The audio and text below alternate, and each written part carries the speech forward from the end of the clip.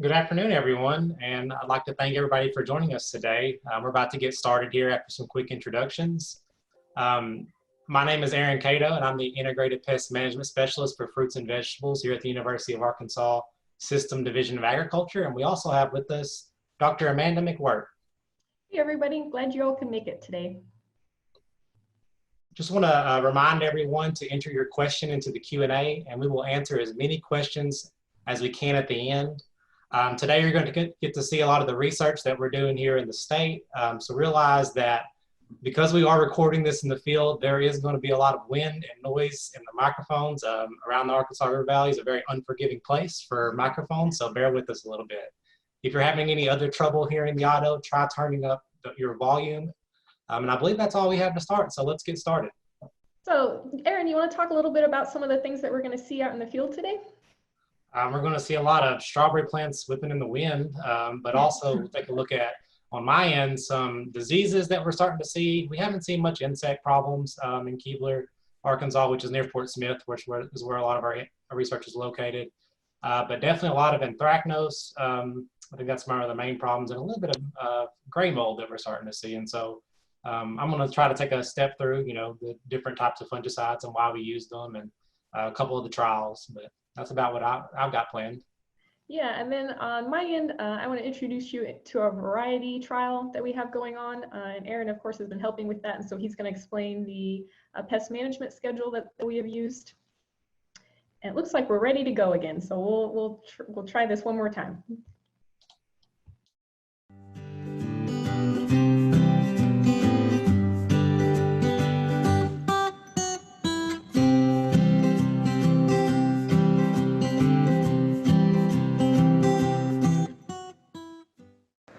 Hi, my name is Aaron Cato, and I'm the Extension Specialist for Fruits and Vegetables for Integrated Pest Management at the University of Arkansas. Thanks for joining us today for our first virtual field walk. And my name is Amanda McWhirt. I'm a Horticulture Production Specialist with the University of Arkansas. And today we're going to be touring the University of Arkansas Vegetable Research Station in Keebler. We're also going to take a quick trip down to the Fruit Research Station in Clarksville, Arkansas. We're going to be touring strawberry research plots, and we'll hopefully give you an up-close view of what we are seeing in the field. So let's go ahead and get started. So before we get started talking about the varieties we are evaluating, I want to give you all some background on this trial. This is what we call plasticulture production. So you'll look here and see that all of these plants are planted into a plastic raised bed. Underneath this black plastic, we have drip irrigation that's run down the middle of the bed. This type of system is pretty typical for most of strawberry production in the southeast. Within the system, we typically plant small plug plants in the fall, usually before about the first or second week of October, and we allow them to establish during the fall. It's really important to get that good establishment in the fall because how big the plants grow during that period has a big impact on determining how much flowering and fruit production they do in the spring. Typically here in Arkansas, we're looking at blooms starting in March or April, and then we're harvesting from about April to May, and sometimes into June. It's about 30 days from a bloom to a ripe strawberry. All right, so here in this trial, we have 9 different cultivars planted. We do have 4 replications of each of these cultivars, and what I want to do today is walk through and talk about each one of those. These plants were planted on September 30th of 2019 using plugs, and then have been managed using a standard fertility and pest management program as recommended in the Southeast Pest Management spray guides and production guides. I do want to point out that on November 11th and 12th of 2019, we had a major freeze event where temperatures dropped down to the 20s to teens. And this was really the first cold that we had experienced in the fall of 2019. And so the plants really hadn't been acclimated yet. And due to rainfall that was coming, we weren't able to cover the plants with row covers to protect them. So we did see some cold injury that happened to the plants early on in their life cycle. We went through and actually cut open crowns in the fall and assessed them for damage and assigned a rating. So our rating scale went from 0 to 3, 0 being no damage, 1 being minor damage, 2 being kind of moderate damage, some real browning or darkening of the crown, and the 3 being very severe damage and some necrosis. So using that rating scale, we did go through in the fall and kind of do an assessment across the different varieties to see how susceptible they were to the cold damage. Our average rating across all of the varieties was 2.19 using that scale, so we did have some pretty significant damage. We did come back again in the spring and reassess, and we did see that a lot of them grew out of it. We've also done plant biomass samples several times, and we are going to be collecting data on yield and fruit-soluble solids. We are kind of in the early part of the season, and so today we really just want to walk through and kind of show you what the plants look like, what the fruit looks like, and cut open some berries and show you the internal fruit color and make some comments about what we've been seeing so far. So let's get started. So we're going to walk through and look at each one of the 9 varieties that we have in this trial. But before we get started, I do want to remind everyone that we need to kind of think about what we're seeing here within the context of the conditions happening at this location and some of the other things that have gone on in the season. So of course we've had that cold event that happened November 11th to 12th, and that's definitely affected how some of these plants have grown off.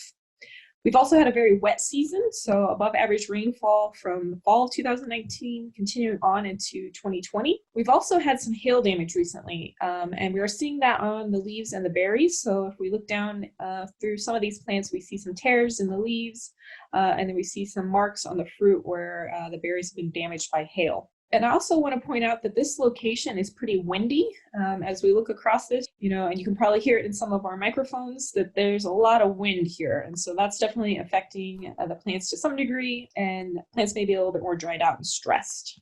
So let's go ahead and get started with our first variety. And this is Camino Real. Camino Real, released from the University of California in 2001.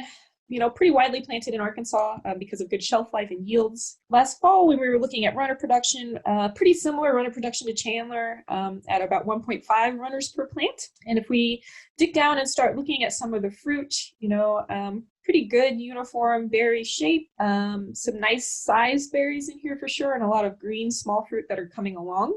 Definitely been harvesting off of this for a little while. It's not one of our earliest varieties. A lot of buds, though, still there. We did see some cold damage on this variety, but pretty good recovery.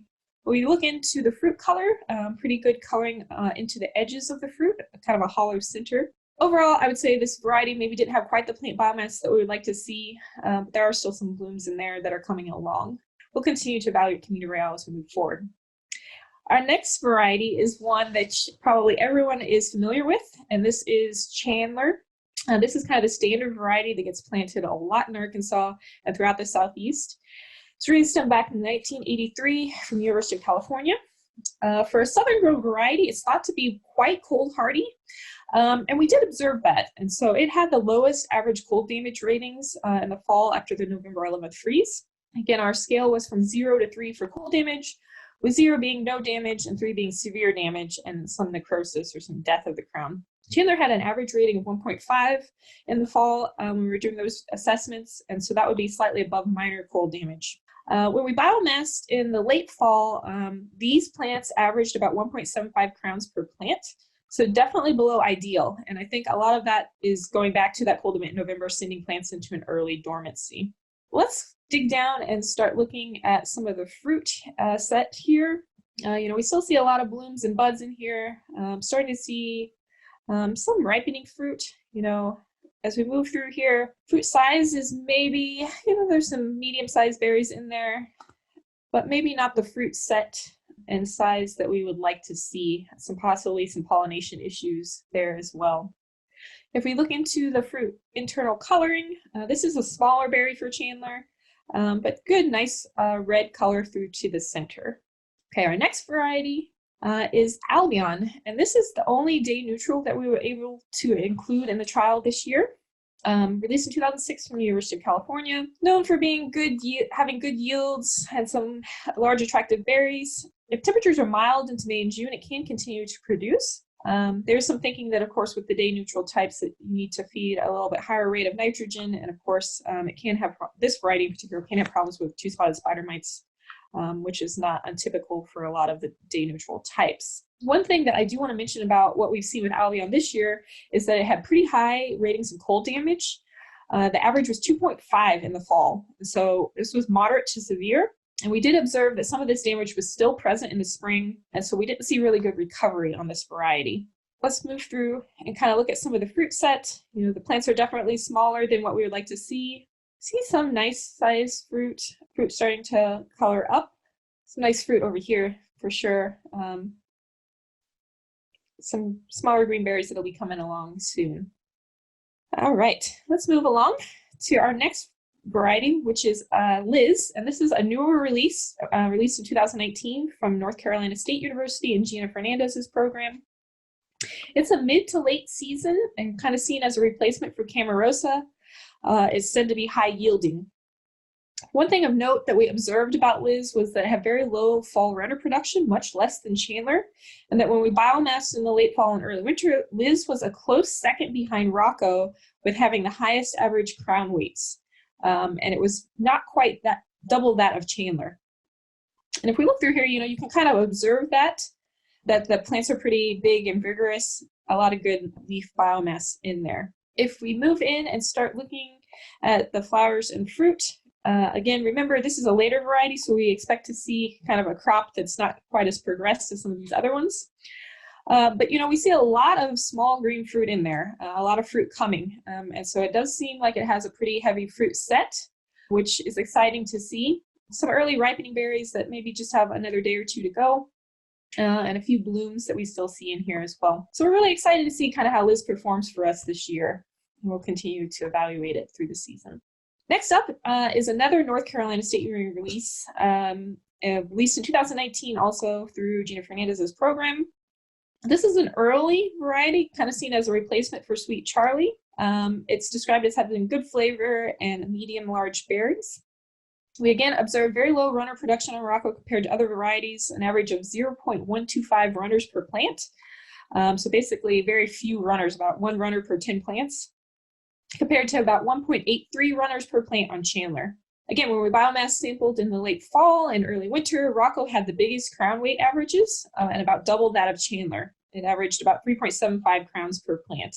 Again, probably smaller number of crowns than we would like to see, probably going back to some of that cold damage. And we did see some cold damage in Rocco in the fall, but basically no cold damage when we came back and checked again in the spring, so it did seem like there was some recovery. If we look down and look at some of the fruit set, we've been harvesting off this variety for about 2 weeks, but we see, still a lot of fruit coming behind and some nice uniform kind of berry shape.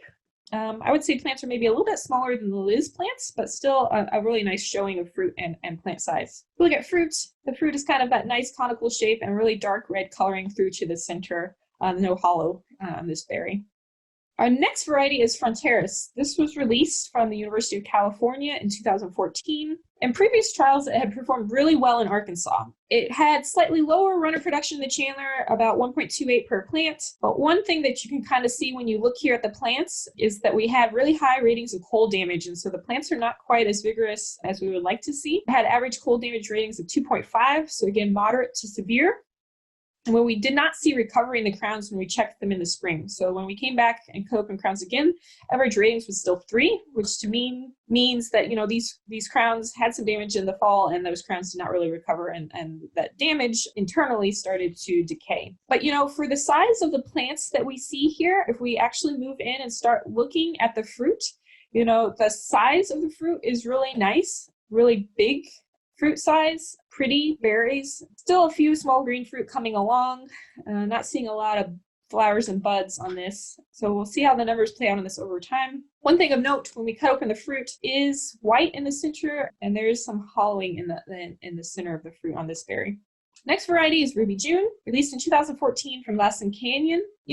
Ruby June is one that is known to have good quality fruit, very pretty berries. I would say that growers, at least here in the state of Arkansas, have seen kind of variable yields. Some report high, others have seen more moderate. We did see some cold damage on this variety in some grower fields this year. When we assessed the plants here in our trial, it was sort of moderate damage, pretty comparable to a lot of the other varieties. And I think some of the reasons we were seeing more cold damage on this variety in other fields was possibly due to smaller plant size. And so those plants were not as hardy and able to withstand the cold. So I don't think that was something really specific to the genetics of this variety and possibly just more to small plant size.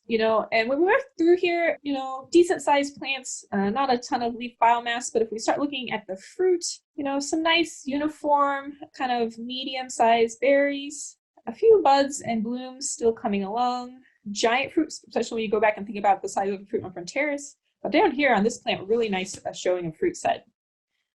And if we look at the internal fruit color, again, on Ruby June, we do see some white internal flesh color. Finally, moving on to our last two. This one is Sweet Charlie. And of course, Sweet Charlie planted because it's early, though it's not necessarily really high yielding typically. I like this one a lot for flavor. It was released out of Florida in 1992. But when we look down in here and look at all the fruit that is being set, I think for Sweet Charlie, it's a pretty nice showing. Quite a bit of fruit, a lot of small green fruit still coming, but some nice bigger, medium-sized to large berries that are ready for harvest now. Again, this one going along with Rocco were our two earliest in this trial. We do see some hail damage going here on that berry there. We'll see how Sweet Charlie plays out over the season. Internal fruit coloring, nice reddening into the edges of the fruit. And our last variety is Rosa. This is sort of the standard for pre-pick and production in some parts of the Southeast. It has better shelf life than Chandler, which tends to get soft very quickly. Released out of the University of California in 1992, this is a variety that is not super widely planted in Arkansas, but we wanted to include it here because it's so widely grown in other parts. So far, nothing that has really stood out a whole lot about Rosa. It is a later season, so a lot of the production is still coming. But when we look down in here, we do have a few ripe berries, pretty decent fruit set overall, and kind of medium to large berries that are being ready for harvest now. Kind of maybe a little bit smaller plants than some of the other varieties. When we look at the fruit does have nice red color through the center, possibly some hollowing in the middle. So we are continuing to collect yield data, and we do have each of these varieties planted in each of our 4 rows. Up next, we're going to move down to the end of the field here and talk to Leslie and Alden, who have been collecting data and work here at the vegetable station, and they're going to give us some updates on what they think their favorite varieties are so far. And so we're looking forward to talking to them and hearing their feedback. Hi, I'm Leslie Smith. I'm one of the program associates here at the Vegetable Research Station. We've been harvesting strawberries for about 2 weeks now, and so far Rocco has been one of our favorites. The plant is nice and big, a lot of good green leafy growth, and the berries are big as well and nice and good flavor. My name is Alden Hotes. I'm a program associate here as well. So far the Rocco has been exciting to eat. It matured early, so we've been able to eat those for a while. The Camino Real and the Fronteras are also looking good. They're a little bit slower than the Rocco in maturing, but we look forward to the harvest of those as well. All right, you guys want to taste one and let us know what you think? Yeah. Sure.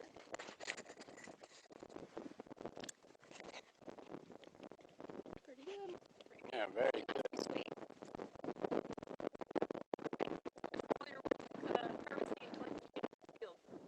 Thank you. The importance of this variety trial is to determine the success of these cultivars in a similar environment to what the growers in the state would see. To fully understand the success of these cultivars, we also wanted to see what type of disease susceptibility or tolerance may pop up in this trial. We didn't have the space in these trials to do true untreated plots to assess actual levels of tolerance or success for each cultivar. What we really wanted to see was if any problems existed when we used a solid fungicide prevention program. We'll be able to draw some comparisons from our untreated Chandler just 1 row over in another trial, and that should give us a good idea of what these fungicides provided for us. Let's talk about the diseases we really tried to focus on with these trials and what fungicide we use to prevent these. First, we applied Ridamil Gold through the drip irrigation right as new growth began in early March. We applied this because we were worried about the amount of rainfall we had already received, the future forecast, and how that may increase our risk for root and crown rot diseases caused by funguses like Phytophthora, Rhizoctonia, or Vodicilium. Growers with a high risk of these diseases should use 2 applications, one after planting in the fall and one as soon as the plants start growing in the following year. In general, Ridamil Gold does the best job on diseases like Phytophthora. Other diseases may require different products. Ridamil Gold helps to protect new root growth from infection from many different funguses. Cultural controls for these diseases include crop rotation, maximizing drainage, using raised beds, and proper irrigation. The other two diseases that we focused on our preventative spray schedule on were Botrytis and Anthracnose fruit rot. Botrytis fruit rot, also known as gray mold, is the most significant disease of strawberry foliage and fruit in Arkansas. Anthracnose fruit rot is a little less common, but we have seen a lot more of this disease popping up in the last few years. Spores from both Botrytis and Anthracnose are present on plants when they come in from nurseries. So disease prevention programs that use fungicides need to be practiced to minimize infection because growers are at a very high risk for this infection occurring, considering that spores are already there. Strawberry is highly susceptible to both of these fruit rot diseases during bloom. All gray mold infection occurs from spores contacting your blooms. Even though you may see a berry that is fully ripe begin to show signs of gray mold, this infection occurred while that berry was a flower, and the disease was dormant until sometime after ripening. This is why you can find moldy strawberries in containers at the store. All the berries looked healthy when they packed and shipped it, but the mold formed later. Anthracnose fruit rot also does the majority of its infection, or generally just the majority of its damage during the bloom period. Although it can infect green or red strawberry fruit, the critical timing is during bloom. This is why the fungicide program I'm going to talk about will focus especially on this bloom timing. One of the major diseases that we deal with a lot, and probably what most strawberry growers in the state will tell you is their most serious disease, is gray mold. And I think you at home are probably most familiar with this disease as well. So here in our plot where we're looking at Promax and Zap, we have a completely untreated, which just gives us a good opportunity to see a lot of disease occurring. So if you look here, we see a lot of strawberries that have a little bit going on, but especially what we see is this one strawberry that actually is showing symptomology for gray mold. And you can see where it really gets its name from. Generally, the disease will start at the very top of the berry and then work its way down. As you can see here, it's more severe at the top. And it's very iconic to see. And I think what this really shows you is that this disease can pop up at any time after disinfection in the flower. And so sometimes what you'll see is fully red berries that get the disease, or you get these small green berries that have actually gotten the disease and it begins to break down the berry. Or even you'll see a flower maybe that is infected and just doesn't even produce a fruit, where I think a lot of growers potentially miss this disease. Another disease that's very commonly dealt with in Arkansas, and what most people would say is their second worst disease, is Anthracnose fruit rot. And by worst, I mean prevalent and yield loss wise. And so what we see is Anthracnose fruit rot is that it damages the fruit, but it also can affect and damage flowers. And so during the flowering time is when the best time to control to prevent this disease, but it can infect green and red fruit. And so here what we have is the disease presenting on some green and especially this red fruit here. We have circular lesions, so these kind of sunken lesions, but really being circular, where you can see those seeds kind of pop out on it. You see here, especially on this green fruit, is what we look for when we're looking for this disease. Don't get it confused with things like bird or slug or hail damage. You usually be able to tell a little bit of the difference. These circular brown lesions is really what you're looking for. Now let's talk about the fungicide spray program that we lined up for this trial and talk about why we chose these fungicides. For this program, we really wanted to show that we could rotate fungicide groups, what we call EFRAC groups, and still minimize disease in our plots. We also know that many people across the state use very minimal spray programs, generally just consisting of Cap-10 alone, or maybe even very few sprays of Cap-10. And this trial will give them and you as well a good idea of how our recommended spray program with good rotation would compare. Add this together with yield and timing data, and you can begin to paint yourself an accurate picture of expectations here in the state. This fungicide spray program relied on a few tenets. First, we wanted to get out an early Cap-10 spray in the pre-bloom stage if it got warm and started raining early. As everyone watching probably knows, we had a very warm and a very wet early March. So we applied Cap-10 about March 11th to slow down spore formation and prevent any risk of Botrytis crown rot. Second, we didn't want to repeat applications of any two EFRAC codes on consecutive sprays. This is what we're talking about when we say rotating products. This is true for any fungicide that you use on strawberries except for Cap-10 or Therum. Older protected products like Cap-10 and Therum have a low risk of resistance, and you can spray these consecutively. Third, we tried to maintain a 7-day spray schedule that began at around 10% bloom and was based on projected rainfall. Whenever we could get a spray without a few day stretch of dry conditions, we used Cap-10 alone or Cap-10 plus Elevate. If rain was forecasted within 24 hours, and especially when many rain events were expected, we tried to maximize use of systemic fungicides that were less likely to wash away. you'll notice that we ended up really spraying on a 5 to 7 day interval, and this was because of the excessive amount of rain events we were getting during peak bloom. We were worried about the amount of infection during this time, so we tightened intervals if 2 to 3 heavy rain events occurred after sprays, especially if we had used protected fungicides alone before that. You can see that we started off with our pre-bloom Cap 10 spray and then immediately got into a good rotation with many systemic fungicides. So far we've rotated Luna Sensation, Switch, and Cap 10 plus Elevate as our bloom sprays. If you look at the FRAC numbers of these products, you can see that we never use the same product twice, and we have a wide variety of FRAC numbers used so far. This is important because this minimizes selection pressure from any one FRAC group and lowers the risk of resistance and also our risk of fungicide application failures. The other important thing to notice is that all the fungicides we use for rotation are very effective for gray mold prevention and at least have some good activity for anthracnose prevention. It's important for all fungicides that you use to be effective at controlling these diseases because a rotated product has to be effective to help lower the risk of resistance. Really, what you should take home from this is that a fungicide protective program is critical for profitable strawberry production, and you need to put some thought into it to be successful. We want to prevent as much infection as possible, which means application timing and watching the weather will be the key to success. Focus on preventing gray mold and anthracnose at a baseline and maximize cultural controls when possible. Check out the blogs that we put out on rain fastness for a better understanding of protectants versus systemic fungicides and how to decide which to use. So let's talk about another trial we have going here at the Kepler Station. This trial was funded by the Mid-American Strawberry Growers Association, and they wanted to better understand the value of two products which are typically used in rotation, Promax and Zap. These products are relatively understudied, and data on their potential to increase yield, flavor, and potentially decrease pests would be valuable for growers to make economically sound decisions. Growers typically apply these products through the drip line. After plants are transplanted into the field, growers add Promax, which is a product with thyme oil as the active ingredient. 2 weeks later, Zap is added, and it is a product that is a mixture of different fertilizers such as nitrogen. When using these in rotation, the idea is that the thyme oil protects, the product helps to rid the soil of disease-causing microbes, and the fertilizer-based product then builds it back up. We tried our best to design this study in a way to test a lot of these potential benefits and see if what it's said to offer holds any weight. To achieve this, we looked at 4 treatments. 2 treatments received Promax and Zap in rotation, once each in the fall. Then we restarted that rotation once plants started putting on growth in the spring.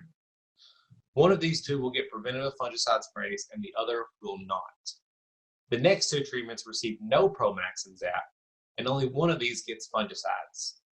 That gives us a completely negative control with no products at all, a treatment with only Promax and Zap, a treatment with only fungicides, and finally a treatment with both fungicide sprays and the addition of Promax and Zap. These treatments will allow us to fully compare the benefits of these products and how they can impact the prevalence of our common diseases. And in general, it's just going to give us an idea if they're worth the wait. All plots are of the Chandler cultivar, and we sprayed treatments that received a fungicide application as part of their treatment on the exact same schedule as the variety trial I mentioned earlier. So basically, when we sprayed the variety trial, we also sprayed the plots in this trial that received fungicide treatments, which means they probably got a little bit of fungicide a little earlier, since these are all Chandler, and we started spraying that variety trial kind of based on some of our earliest varieties like Rocco. We did not apply Ridamil to any plot. We did apply that in the variety trial, but we were scared that it would maybe a limit of what we could see here in this other trial, and we weren't able to separate the plots up because the drip line went through all of it. We plan to measure all of the same metrics that we are in the variety trial: marketable and cull yield, average berry weight, bricks, crown weight and number, general disease incidence, prevalence of anthracnose, prevalence of gray mold, and soil nematode numbers in the fall before application and in the spring during harvest. We also plan to do a taste test because there's some indication from some growers that they think it maybe enhances the flavor to some degree. We plan to share these results through our blog and at the Mid-American Strawberry Growers Association meeting.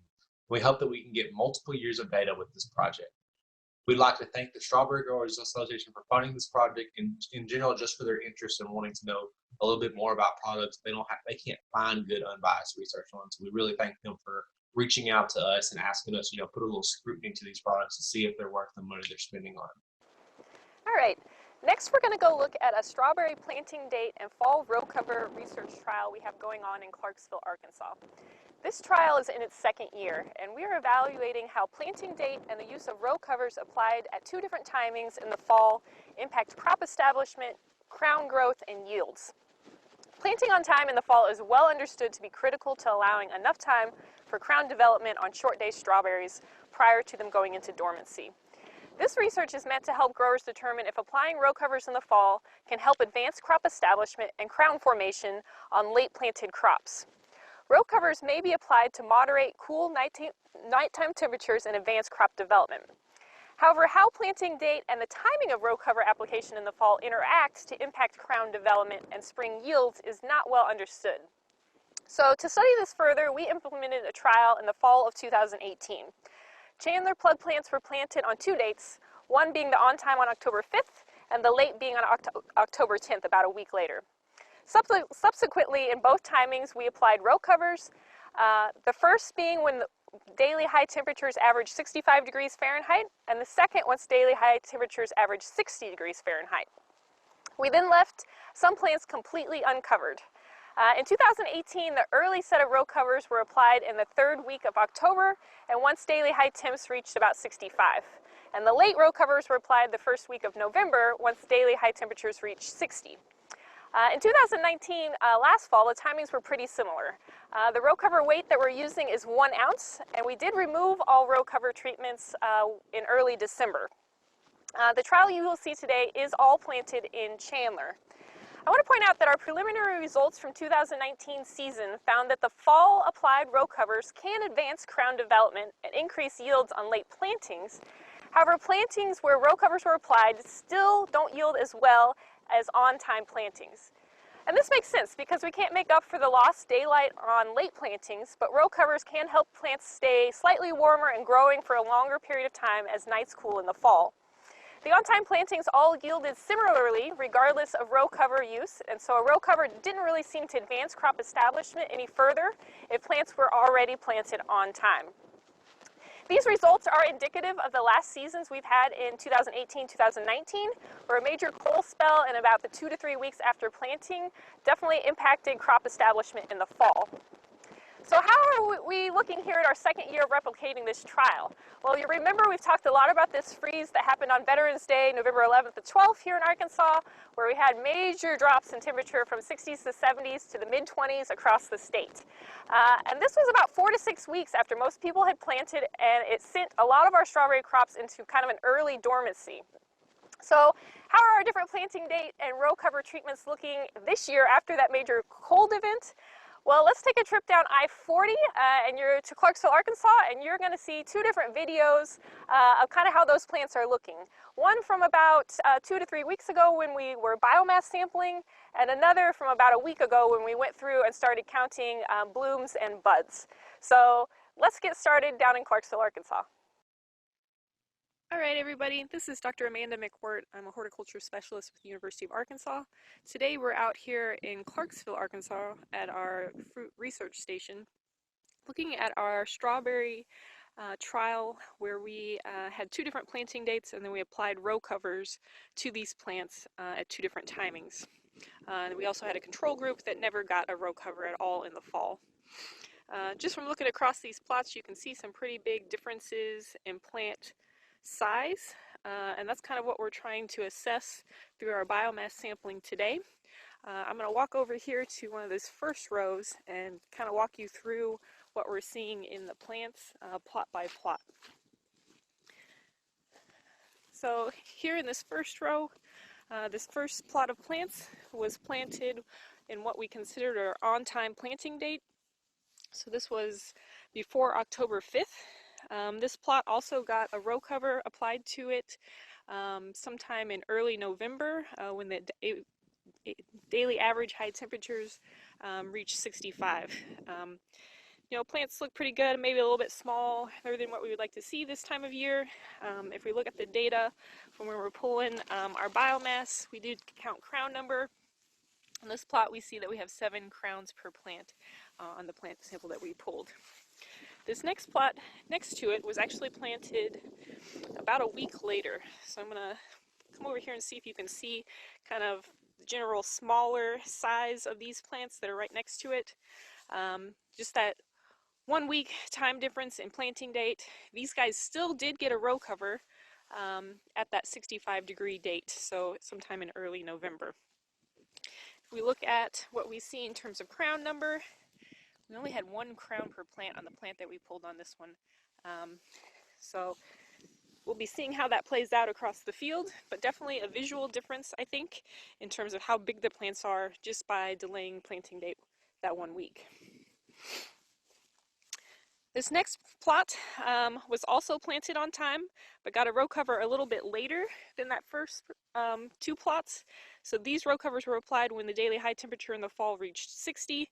So that was about a week to 10 days later after that first row cover application.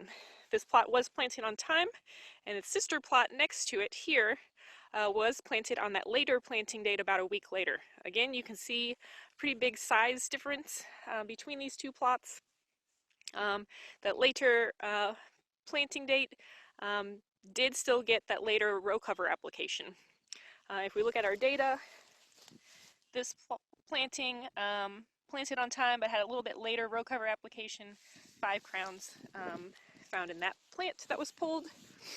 And on this plant that was planted a little bit later was at 4 crowns.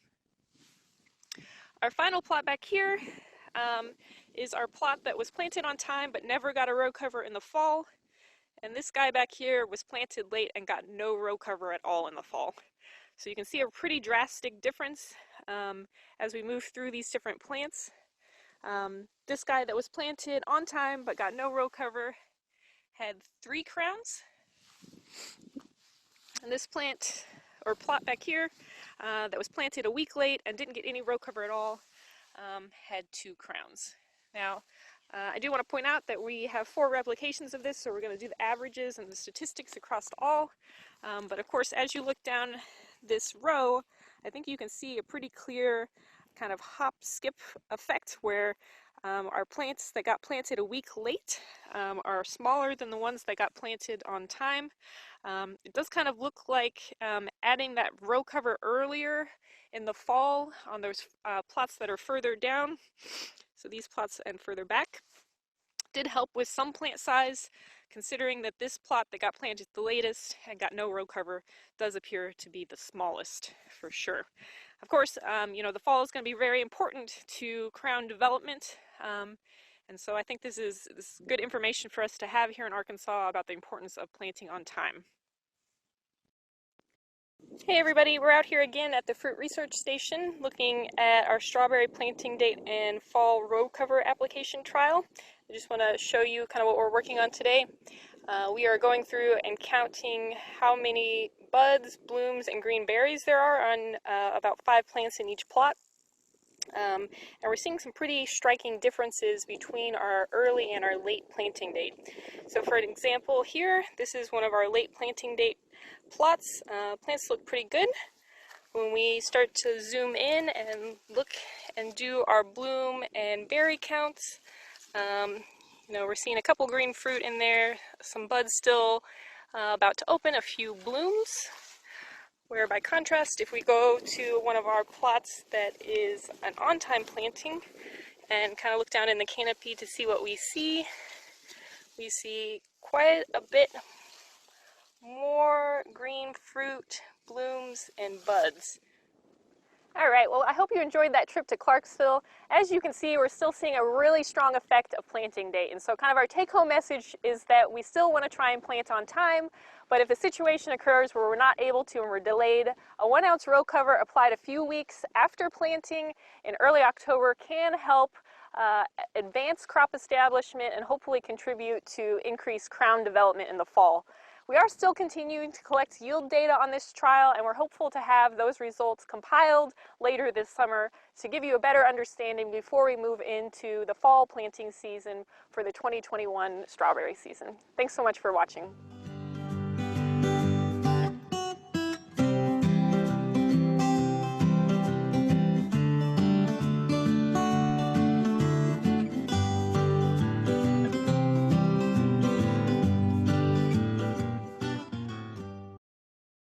Again, we do want to thank the Mid-American Strawberry Growers Association for their support of our research projects that we're conducting at the Vegetable Research Station this year. I also want to give a big shout out to Lizzie Herrera, who was kind of our audio and visual expert on this virtual field walk. So we're going to go through a few more resources, and so if you have questions, go ahead and start entering those into the Q&A at the bottom. Yeah, thanks, Amanda. Yeah, definitely a big thank you to Lizzie. We're a lot to handle, and so luckily she's very good at dealing with us. Is very patient. But yeah, let's jump into a few of these slides, and then we'll get to the Q&A. And so the first slide we really wanted to share and talk about was just once again to remind you about our blog. So you can get there really easily just by going to www.uaex.edu/hortblog. And so if you just Google UAEX hort blog, it's one of the first things that comes up, or should be the very first, unless someone's trying to take the crown from us. But this will give you access to the Arkansas fruit, vegetable, and nut update. And if you can see there, just from our recent posts, we try to do pertinent updates. Usually 1 or 2 come out a week, a little bit more in the production season, but you can see that a lot of those are actually related to strawberries, because right now that's what we really got, good and going to strawberries. But we also do a mini post about other fruits, and which I think is good for most of our strawberry growers in the state, because I think most people in the state are pretty diversified in their growing. So on to the next slide, you'll see just some information about the Southeast Strawberry IPM guide. Yep, here we go. And so on the left there, you just see the front page of it. And this is what we recommend. It's got a lot of valuable information. It's actually posted by the Southern Small Fruit Consortium, which is a very valuable website in itself, a lot of information. And so if you look for the Southern Small Fruit Consortium, you can go through there and find both IPM and production guides. And so I know the production guide has a lot of information just about your basic production needs and kind of gives you a good idea of where you should be. But this IPM guide is what we really use to fashion our pest management program around. And a lot of people have, come together with a lot of valuable data. We meet once a year to kind of go over and hash out what we think the recommendations could be. And so if you look at the thing on the right there, you actually see that's where a lot of the ratings I was talking about earlier. So if you find Switch or Luna Sensation or Cap 10 plus Elevate or Captivate, which is the combo product, you see that all of these products have ratings that were excellent for botrytis and also pretty good ones for anthracnose fruit rot. All right. And then I realized that a lot of you may have a hard time visualizing what does cold damage look like inside of a strawberry crown. And so I wanted to show you just a few pictures of what we're talking about when we're talking about that rating scale of 0 to 3. So typically when you cut open a strawberry crown, what you want to see is what we see here on the left-hand side, and that was kind of our ideal for what a rating of 0 would be. And so immediately after you cut the crown, you want to see kind of a really clear white milky color. And strawberry crowns will start to turn brown after you cut them, kind of like an apple. So you do have to cut them and then immediately look inside that plant and see what color you're seeing. So that's ideal, that picture there on the left-hand side, and that was kind of our rating of 0. By contrast, what we really don't want to see when we immediately cut into that crown is a darkening or any kind of holes that are indicating that maybe some of that tissue is starting to decay. And so here on the right-hand side is we have an example of what our rating of 3 would look like. And so this is an example of a strawberry crown that we cut. I believe this was actually from a trial down in Hope, Arkansas, where we have very severe cold damage, and that's an example of our rating of a 3. And just by contrast, just to kind of show you the full spectrum of our rating scale, a rating of 1, where you're just starting to see some kind of very moderate darkening of the crown. Here on the left-hand side, we gave that a rating of 1. And here you can kind of see that cold damage was starting at the top of the plant and then moving downward into the crown. And that's pretty typical of cold damage, is that it starts up where the plant is least protected up above the ground and this kind of starts to move downward. And then on the right-hand side, this is an example of kind of a more advanced rating of 2, so kind of a moderate, where we see some darkening, but there's still possibly some chance for that crown to recover. And then I realized in my discussion that it may be very hard to visualize all of these different planting dates that we've had and when we've been applying these different row covers. And so I kind of wanted to just put these dates up here as a reminder of what we're talking about when we say that we're planting on time versus late, and then kind of what does it look like when we say we're applying that first row cover at 65 degrees where the average daily high temperature is hitting 65 and where the daily average high temperature is reaching 60. And so this is data from our Clarksville, Arkansas trial over the last 2 years. And so our on-time planting date, we were shooting for, we always kind of try and shoot before October 5th. And so in 2018, we planted on October 1st. And then this past year in 2019, we planted on September 30th. And then our late planting date was about a week later. And so a week to not quite 10 days later. And in both cases, we were planting on October 9th. So it may, if you look at your calendar, not seem like that big of a time, but it's a pretty big change in how much daylight that we're getting every day. And we're advancing well into the season. And then with our row cover application, when we hit that average 65 daily high temperature was about the 3rd week in October typically. So anywhere from October 17th in 2018 to October 25th in 2019. And then, there doesn't seem like there's a very big difference between 65 and 60, but that slow drop in temperatures that we typically get in the fall means that, we're actually applying that second row cover anywhere from a month to a couple of weeks later. So in 2018, we applied the second row cover on November 12th. In 2019, it actually happened about a week later, so it was on October 31st. And again, this was just prior to when we had that Veterans Day freeze on November 11th to November 12th. So just kind of a view for what our different timings were for that trial. And I did just want to kind of show you some of the yield data from this trial from last year. So again, all of the bars on the red side are from our Chandler plants that were planted on time, and this is marketable yield on the top versus total weights on the bottom. And then our blue bars are our late planting date, marketable yields again up here, and total weights down here on the bottom. And then we have our early row cover application, our late row cover application, no row cover application, and the same on time. And so overall, our big trend is that we see that the on-time planting dates are yielding better or higher than our later planting dates. We do see a little bit of variability between putting on an earlier row cover versus no row cover within that on-time planting date. So there's possibly some advantage, though it may not be statistically significant advantage to applying that early row cover versus if we look within that late planting date, applying that earlier row cover does look like it's giving you a significant advantage in increasing our yields, or at least our total yields. So with that, I think we're going to go ahead and open up our question and answer session. So if you have questions, please go ahead and enter those. Erin, do we have any questions coming in that you wanted to go ahead and start tackling? Yeah, I think we got a couple that are related to IPM in here. So one question we had was about weed controls, which is something I did not cover here. Generally, I think that what we say is that if you put out something like Prowl pre-plant, that's probably one of your best options. We actually didn't put out anything in this trial. We got our plastic one in a good time, and it really prevents most of the competition that you're going to see. But if you are suffering from a lot of competition, which strawberries will suffer if you have a lot of competition, then you need to make sure that you're getting something out, especially if you're not using plastic. And so one question that specifically we got was about a pre-emergent herbicide to suppress germination, and then also maybe something post-emergence for something like henbit.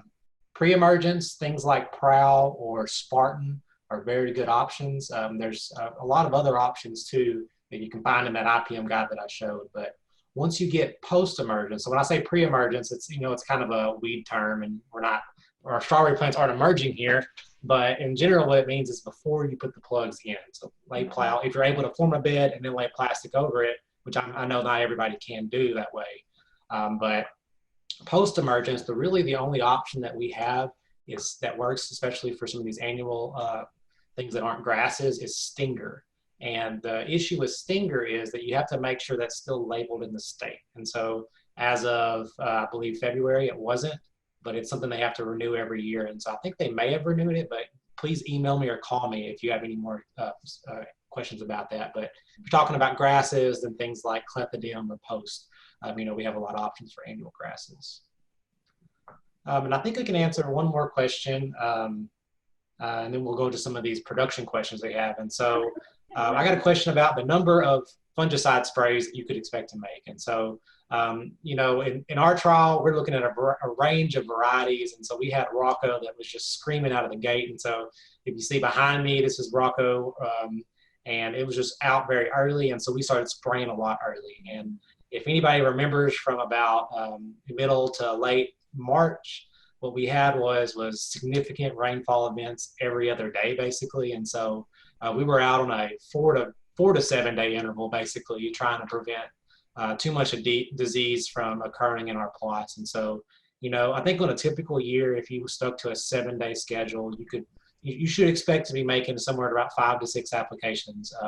Even if you are just trying to use Cap 10, especially if you're only using protectants like Cap 10, you really got to push that number up. But I really recommend that people try to use a rotation of products, which includes Cap 10 on some, but also rotating in some of our combination FRAC code products that have some good systemic activity, like our Luna Sensation or Pristine or Switch and things like that. Great. Thanks so much, Aaron. Those are some great answers to those questions. All right, I'll go ahead and answer one of our production questions that has come in. And this question relates to whether or not short day June-bearing types like Chandler will continue to produce more flowers and fruit in the spring, or if the maximum fruit number is determined by the plant size in the fall. And so this is partially why we are doing that planting day and row cover trial, is because for our short day types, basically most of their production potential is determined by that crown development that occurs in the fall. You will start to see those kind of crowns emerge in the spring, but all of those crowns were already initiated back in the fall. And so that's why it's very important that we do planting date on time to give that crop the maximum amount of time to do its development there in the fall. Looks like we have one other question that related to the row cover trial. Kind of under the same vein. So what about other varieties? So we were only, or I only presented data today on Chandler, but we've actually been conducting this trial not only in Clarksville, but also down at Hope, so down in the southwest corner of the state. And there we've also evaluated Radiance and Terrace, so 2 other cultivars. And there we have seen that those cultivars, while they vary in the potential crown numbers that they can produce and their yield characteristics from Chandler, that they're responding to our planting date and our row cover treatments the same. So regardless of what cultivar it is, we do still want to be really cognizant of planting date and the timing of that row cover application. Aaron, are there any more questions coming in that you want to try and answer? I think there's a lot of production questions. I think someone asked about cold damage on berries that are in the field right now. So that's a good question, especially for right now, because we're coming off of just about, what was it, a week ago, where we had a freeze where the temperatures got down to 30s or below.